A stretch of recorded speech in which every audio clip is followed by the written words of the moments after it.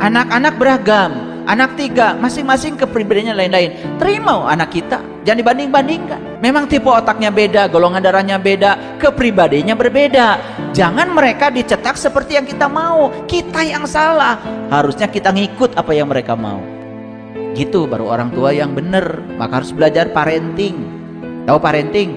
Parenting itu menjadi orang tua yang baik, supaya kita sadar bahwa setiap anak itu tamu agung yang harus dididik oleh kita menjadi diri mereka sendiri, bukan jadi seperti yang orang tua mau.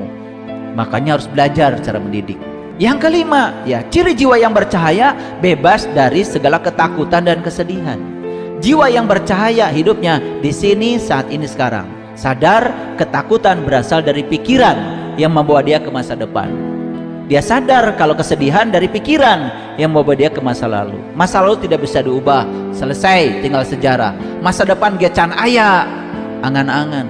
Hidup di sini, saat ini, sekarang. Jiwa yang bercahaya selalu sadar dengan saat ini.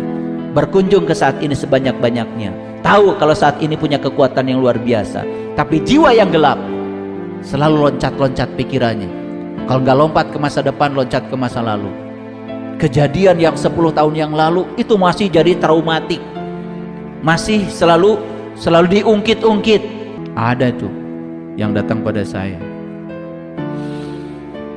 itu sekarang sudah tobat, ayah, sudah kembali, tetapi pasangan saya masih menganggap saya yang dulu. Wah, iya mengkudu diomean hiji deui. Jadi sudah baik pun tetap dianggap buruk. Jadi seolah-olah permanen. Jadi siapa yang mempermanenkan ini? Katanya si istri ini pengen suaminya berubah. Sudah berubah masih dipermanenkan, seolah-olah dia seperti yang dia sangka di otaknya. Dia sedang menciptakan doa seolah-olah suaminya tidak boleh berubah. Itu paradoks kehidupan. Itu kebodohan, Bapak Ibu. Padahal orang jahat hari ini masih punya masa depan. Bahkan orang yang baik dan suci hari ini mungkin juga pernah punya masa lalu. Orang itu bisa berubah, karena perubahan itu hukum Allah. Kalau sudah berubah, sudah, jangan diungkit-ungkit lagi. Katanya pengen damai. Nih sebelah sini nih, pengen nyubit saya. Paham ya? Nanti dengerin lagi kajian ini ya. Pokoknya mulai sekarang hidup di mana? Di sini, saat ini, sekarang. Paham ya? Ya. Kalau hidupnya selalu terlempar ke masa lalu dan masa depan, berarti jiwanya masih gelap. Jiwa saya bercahaya apa, poet? Sebelum ngaji mau dipercaya diri, betul nggak? Seolah-olah sudah bercahaya, pahalanya banyak. Karena dandanya sudah kayak gini, ya. Jiwa bercahaya dan jiwa gelap tidak bisa, ya, ditipu oleh dandangan luar. Gak bisa. Aslinya pasti akan kelihatan. Ya, oke. Ini masih berani nih saya lanjutkan. Oke. Saya tanya dulu. Nah, jiwa yang bercahaya selalu fokus pada apa yang bisa dikendalikan. Kalau jiwa yang gelap ingin mengendalikan semuanya. Coba lihat, jiwa yang gelap itu lelah, ingin mengendalikan semuanya. Ingin mengendalikan pasangan, mengendalikan anak, mengendalikan bawahan, mengendalikan semua orang. Lihat saya sekarang lagi. Semua orang yang sekarang masih punya hasrat ingin mengendalikan semuanya, dan semua yang di luar harus seperti yang dia mau. Dan kalau dia tidak seperti yang dia mau, maka dia akan marah, kecewa. Itu jiwa yang gelap. Tapi jiwa yang terang, yang sudah bercahaya, dia tidak berusaha mengendalikan orang lain. Dia sadar yang bisa dikendalikan cuma pikiran saya, perasaan saya, dan sikap saya. Saya fokus saja pada diri saya. Apapun yang orang lain, apapun kejadian yang terjadi luar, saya kendalikan pikiran saya tentang kejadian itu. Apapun yang terjadi di luar, saya kendalikan sikap saya terhadap kejadian itu.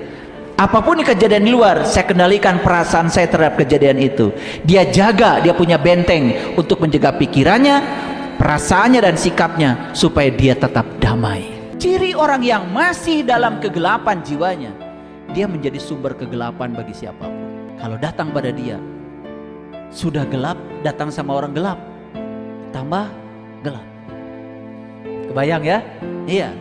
Tapi kalau dia sudah menjadi sumber cahaya, siapapun yang gelap akan tercahayakan oleh cahaya.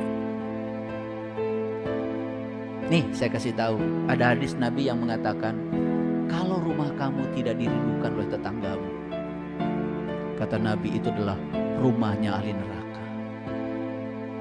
Dan kalau rumahmu dirindukan oleh tetanggamu, itu rumah ahli surga. Rasulullah sudah menyatakan itu. Ciri ahli surga itu rumahnya saja dirindukan tetangganya. Kenapa? Tentu saja bukan bentuk rumahnya, gak penting. Bukan kemewahan rumahnya, gak penting. Bahkan rumah yang megah banyak pagarnya menjadi angkuh, tidak bersahabat dengan yang lain. Baru terbuka pagarnya kalau mati. Reksanu ngagotong.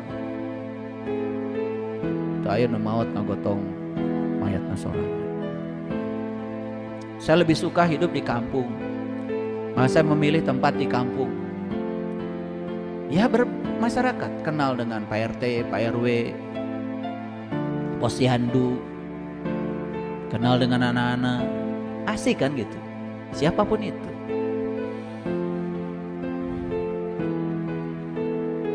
Coba sekarang tanya Bapak Ibu, apakah kita sudah bisa fokus pada yang bisa dikendalikan? Apakah hidup kita dengan panggilan kesadaran? Apakah kita sudah selesai dengan topeng-topeng palsu, identitas-identitas palsu? Sudah tidak butuh yang kayak gitu-gitu lagi. Yang kita butuhkan adalah bagaimana orang lain merasa nyaman dengan saya. Masyarakat tidak perlu gelar, tidak perlu topeng. Karena topeng itu hanya untuk kebanggaan diri kita. Masyarakat butuh, kita ada gunanya nggak bagi masyarakat? Ini ayat yang saya sampaikan tadi di awal. Ini ayatnya. Ini Quran surat Asy-Syura ayat 52, surat ke-42. Wa kadzalika auhayna ilaika ruhan min amrina. Dan demikianlah kami wahyukan kepadamu ruh dengan perintah kami. Jadi ruh itu sudah diperintahkan, sudah diutus, sudah ditiupkan, diwahyukan. Ini, lihat saya semuanya. Tubuh ini tidak fungsional, tidak berwibawa, menjijikan kalau sudah tidak ada ruh di sini. Betul nggak? Buru-buru diasingkan oleh keluarga kita kalau sudah tidak ada ruh di sini. Dan mumpung ruh masih ada di sini. Yuk ya, kita belajar untuk hidup yang berkualitas. Jadi wa kadzalika auhayna ilaika ruhan min amrina, dan demikianlah kami wahyukan kepadamu ruh dengan perintah kami. Sebelumnya kamu tidaklah mengetahui apa itu kitab, dan kamu juga tidak mengetahui apa itu iman. Lalu Allah mengatakan, walakin ja'alnahu nuran. Jelas sekali bahasa Arabnya. Tetapi kami jadikan ruh itu sebagai cahaya. Dengar kata-kata saya tadi. Hebat ya Allah, saking ingin dikenal. Energi yang ngawang-ngawung ini, energi yang gak kelihatan ini, dimanifestasikan oleh Dia menjadi nur. Makanya siapapun yang sudah bersentuhan dengan nur, bukan nur yang ini, ya, bukan nur yang ini. Ini adalah cahaya majasi, kata Imam Al-Ghazali dalam kitab Mishkatul Anwar.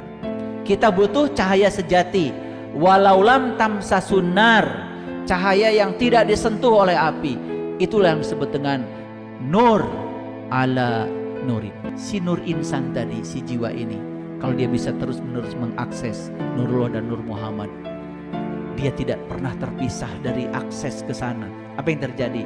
Si jiwa ini terus bercahaya, si jiwa ini terus berkesadaran, sehingga 12 ciri yang saya sampaikan tadi itu melekat di dalam diri. Kebayang gak seperti apa orang yang seperti itu kualitas hidup? Betul gak? Sudah tidak ada api neraka, sudah tinggal dalam surga loka.